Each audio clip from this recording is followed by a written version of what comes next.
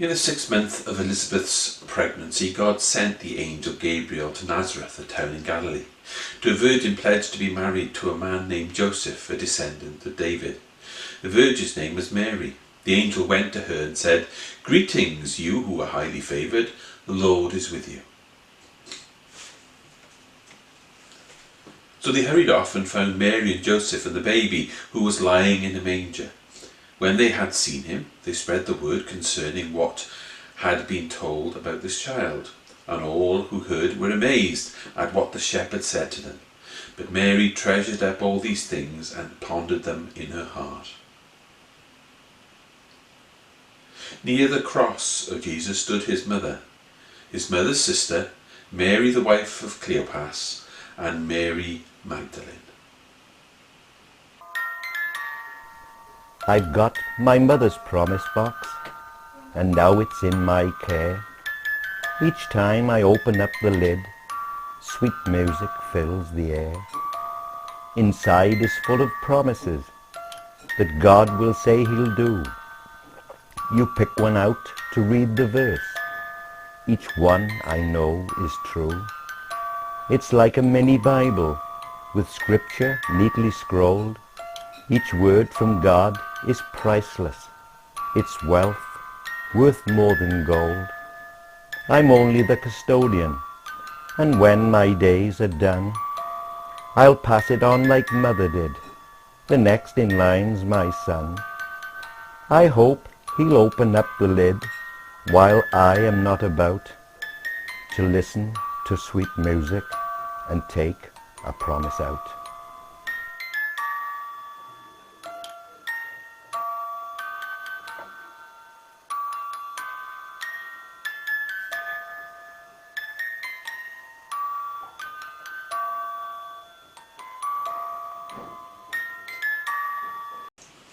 Welcome to this Mother's Day message.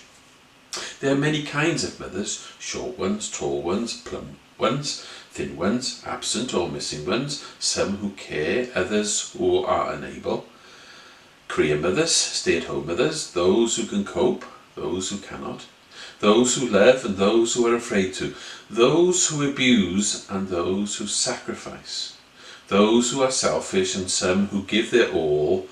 And we who are their children should be grateful no matter who and what they are, for it says, "Honour your father and mother, so that you may live long in the land the Lord your God is giving you."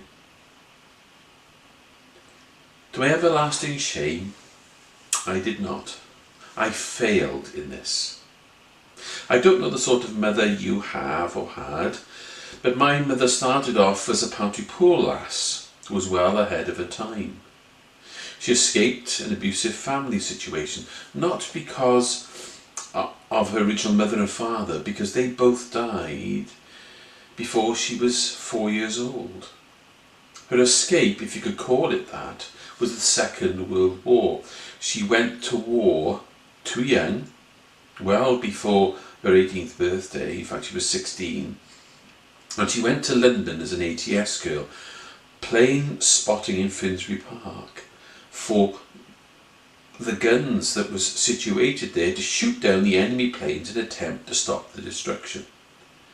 During the war, she lost the love of her life and many of her friends, and because of her experience of those times, she was terrified of fireworks, thunder and lightning, and hated anything to do with war.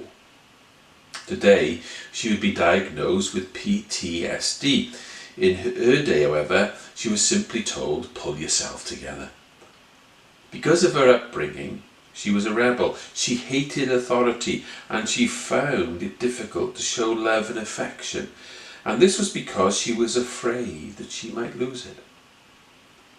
I was a surprise to her, because she was told when my sister was born that she couldn't have any more children. Yet she did the best she could for us, and to my shame, I never honoured her.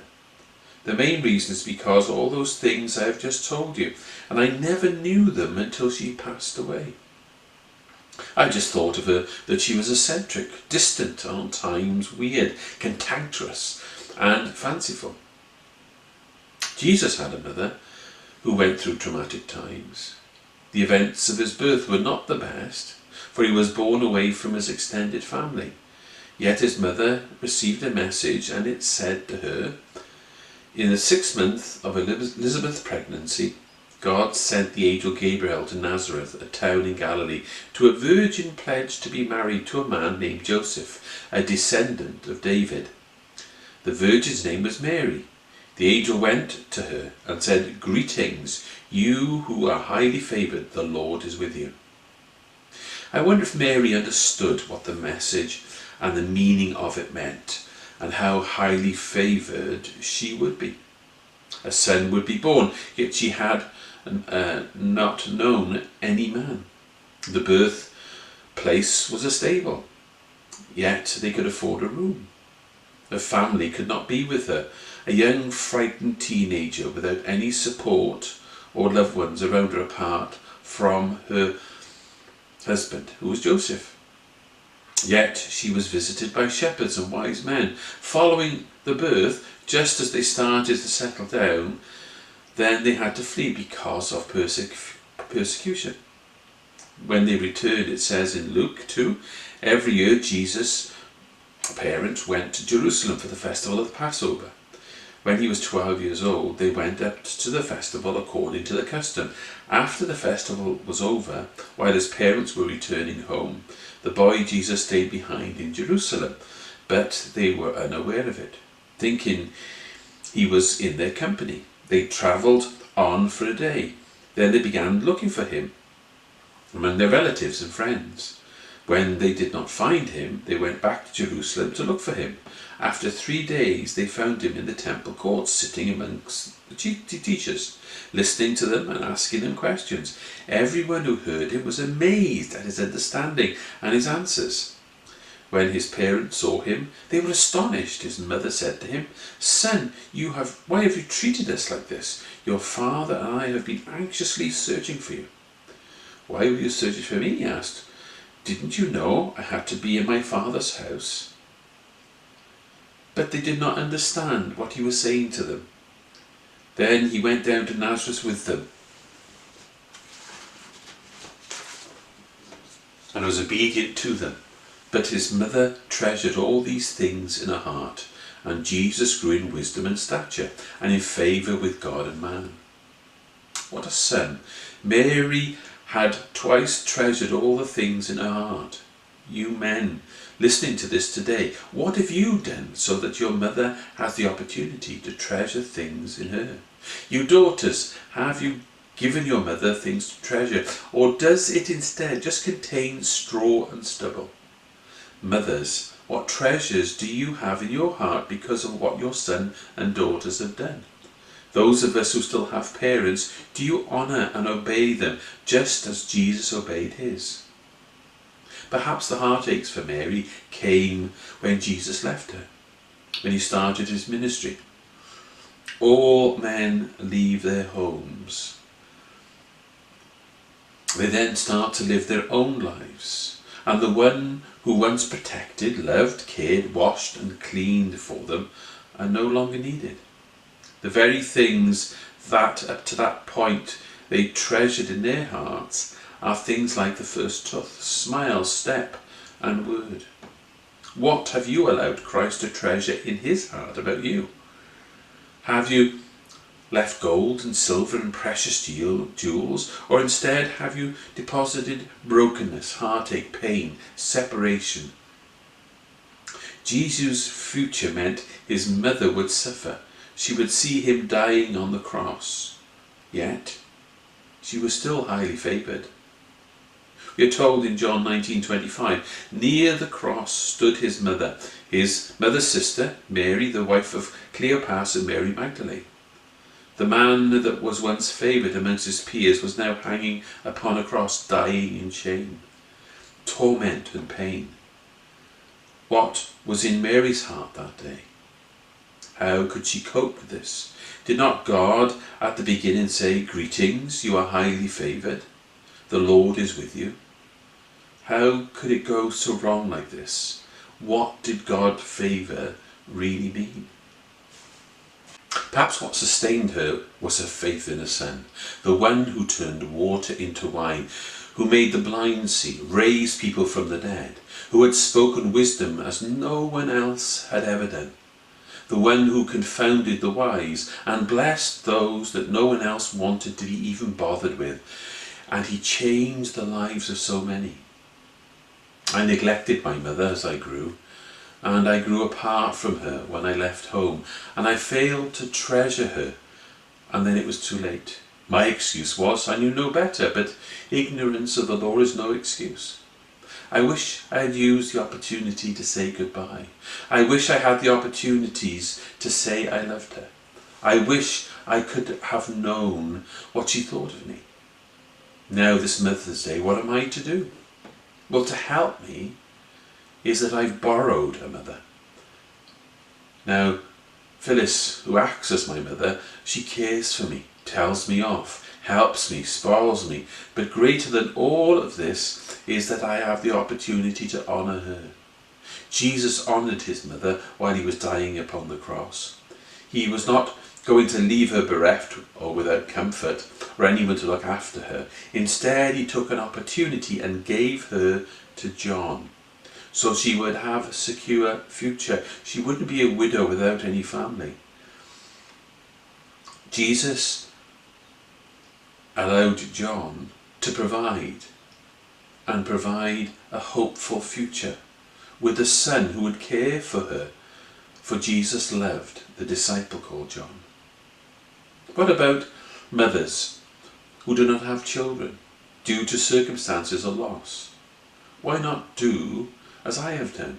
You sons and daughters who no longer have a mother, adopt these mothers and allow them to become your surrogate mother, so they can be honoured at least for one day a year, and that yearning which is inside of them can be fulfilled, and they will treasure all these things in their hearts. This day that we use to celebrate mothers is a poor reflection of what mothers do. The anguish and pain they suffer, the neglect and ridicule, the frustration and helplessness. Jesus' mother, as she stood before the cross, could not help her son. She had to stand back and allow what God's favour would do. While we would look at the desolation and pain, could his mother see beyond all of this to what the future would hold? That millions would come to know her son. Lord Jesus Christ and the mothers who prayed for their children would be highly favoured because of him, because those who were lost would be found. Those that had rolled away would be discovered. Those who ran away are welcome back.